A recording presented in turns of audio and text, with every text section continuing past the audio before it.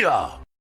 What's going on, ladies and gentlemen? Welcome back to The Fringe. I have talked about immigration to great extent on the channel. We've talked about Trudeau's open borders, the crime that's come to our country, the jobs that people have lost, and the benefits that asylum seekers are getting over top of our old age pensioners as well as our military veterans. If you don't know what I'm talking about, I covered a video not too long ago about a 90-year-old homeless man in British Columbia who was removed from a retirement community because essentially his pension can't cover the cost of living. He's out of money. Now, luckily, that news story from the outlet that covered it originally garnered him some assistance. But I want to touch base today on Trudeau, who is now backpedaling and scammering to try and save face. We've all heard Pierre Poilievre saying that when he becomes prime minister, he's going to, of course, handle a lot of our immigration problems. Justin Trudeau, of course, trying to adapt to Pierre's style by saying that, hey, we're going to backpedal a little. We're going to start sending some temporary foreign workers out of the country. He's made no claims about what he's going to do for asylum seekers up until recently, and I'm going to cover that today. First, I want to talk about this post coming in from a good friend of the channel, Ryan Garrettson over on X. You should give him a follow if you don't already. He's got some great information that he puts out on the platform. He's very tied to political news. Great account to follow. I don't know why it says follow here for me. I should actually hit that. I thought I was followed with Ryan. Again, these bots, sometimes they unfollow you, I guess. People claiming to be refugees in Canada get $224 per day from our government to eat and stay in a hotel room. That works out to be roughly $81,760 per year, $20,000 more than the average Canadian salary. Absolutely unbelievable. Don't forget that that money isn't taxed. Right? When he talks about the average Canadian salary, $81,000 is 20 more than the average Canadian salary, but that salary is roughly taxed at almost 40%. So they're getting almost double what the average Canadian makes in a job in order to stay in a hotel room and cross the border, wait for their court date, and have us foot the bill. Millions of dollars out the window. It says down here, circled on the bottom of this form, average cost per room across all sites, $140 per night per room based on January 2024 rates. Average cost per day for meals per claimant across all sites, $84 per day per claimant based on January 2024 rates. What's important to note here is, again, as I've been talking about immigration on other videos, we have shown how a lot of refugees and a lot of asylum seekers claim over $9,000 a month, depending on how many children they have with them, while the average senior citizen gets less than $600 a month on their pension plan. Our military men and women are living in their cars because they can't afford rent.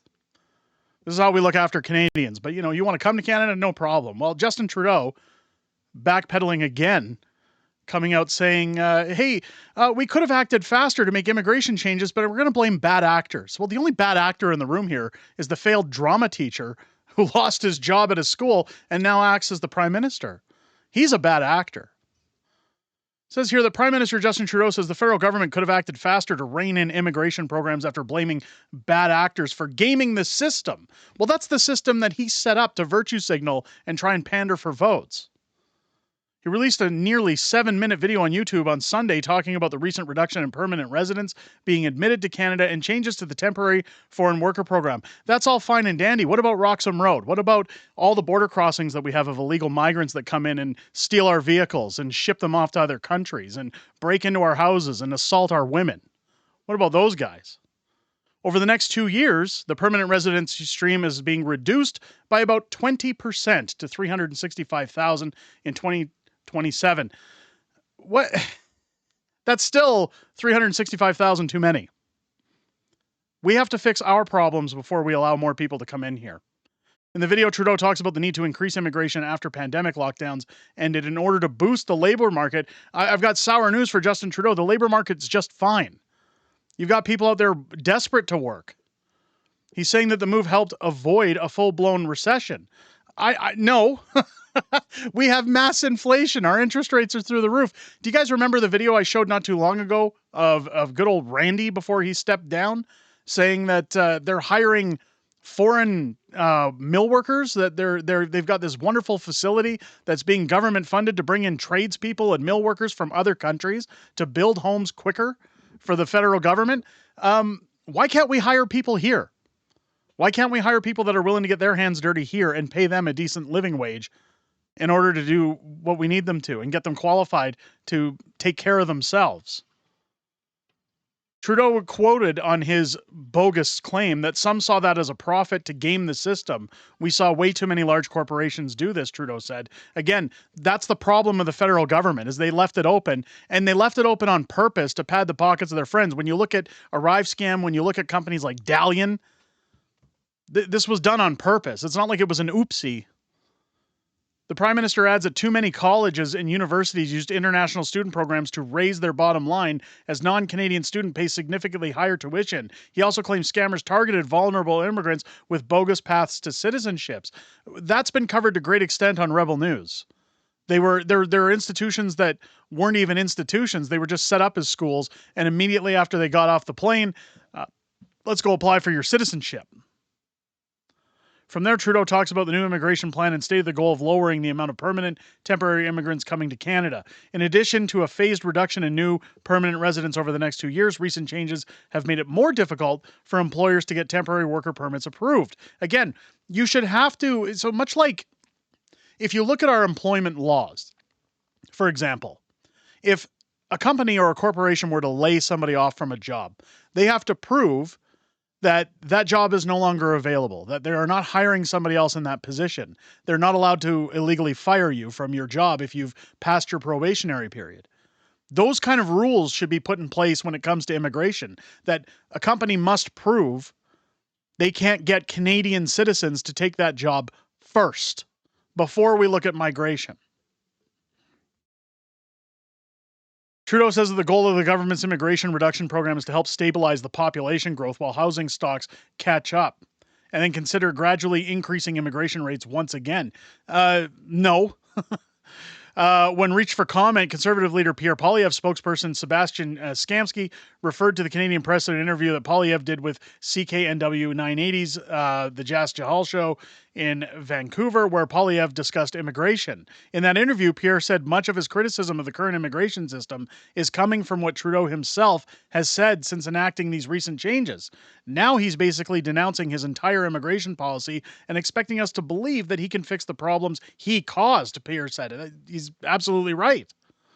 Bottom line is we have to fix our immigration, get back to the best system in the world, the one that brought my wife here as a refugee legally and lawfully, the one that brought so many people here to pursue the Canadian promise, and that's what I'm going to do as Prime Minister. Again, I have concerns when it comes to immigration with Pierre, because we've seen this time and time again, that this is nothing more than a cash grab for votes. It's nothing more than to keep their optics in check.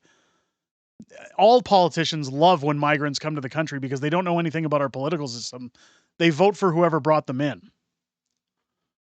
So how dramatically we're going to see those numbers change, I'm not saying he's not going to do it, but I'm going to remain skeptical until I see what changes he's talking about, what he implements. I've always said the same thing as Pierre, saying I have no problem with people coming to this country so long as they're willing to assimilate, so long as they're willing to contribute to our system, pay taxes just like everybody else, and raise our GDP. Poilievre has previously said he would tie immigration rates to available housing while considering those other factors like access to healthcare and jobs. Speaking on background, an official from the Prime Minister's office said the video is being released as another means of communicating government policy to Canadians. No, it's a virtue signal. As for concerns around the potential for increased irregular migration, given U.S. President-elect Donald Trump's deportation promises, the official said the video was filmed before the American election. I mean, excuses, excuses, excuses. What we have to realize here is that immigration is a mass problem. Donald Trump has already tackled it in the United States by saying they're all going. We're getting rid of them. No more of this. They're damaging our economy. They're raising our crime rates.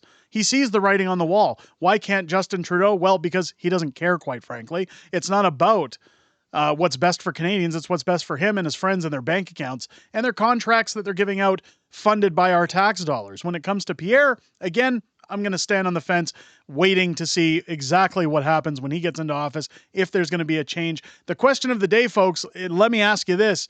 Do you think Pierre is going to fix the immigration policies, or do you think it's just going to be a slight change to make things a little bit better? Let me know what your thoughts are down below in the comments. Again, if you enjoyed this, leave a thumbs up down there as well as your comment. It helps us out in the good old algorithm of YouTube. If you enjoyed this video and you're a first-time comer to the channel, I hope that this video has earned your subscription. As you're hitting that button, turn on your bell for notifications. Join me live here on the channel each and every Friday night for Friday Night Fringe, our live streaming show where I sit with my gorgeous, beautiful wife, Mrs. Fringe, and we go over everything that happened this week in politics, everything coming up in the week ahead, as well as some stories and articles that maybe don't make the cutting room floor for a YouTube video and your Q&A in those streams. We look forward to chatting with you each and every Friday here on the channel, starting at 6 p.m. Pacific, 8 p.m. Central, every Friday night. With that being said, ladies and gentlemen, I hope you guys enjoyed this video and have a great rest of your day. I'll catch you on the next one.